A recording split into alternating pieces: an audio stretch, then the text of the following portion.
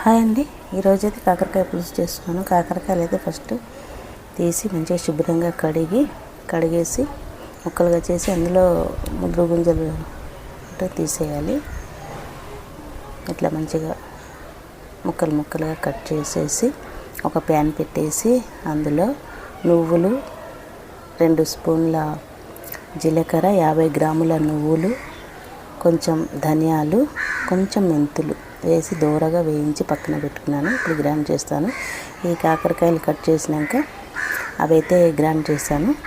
ఇంకా ఒక ప్యాన్ పెట్టేసి అందులో కాకరకాయలు వేసేసి అల్లం వెల్లుల్లి పేస్ట్, పసుపు, ఉప్పు, కారం వేసి ఈ నూరుకున్న నువ్వులు, జీలకర్ర మసాలా ఉంది కదా, ఇది కూడా ఇందులో వేసి కొంచెం వాటర్ పోసి కాకరకాయ కొంచెం మెత్తగా ఉడికినాక చింతపండు పులుసు పోసేసి మూత పెట్టేసి ఉడకనిస్తే కాకరకాయ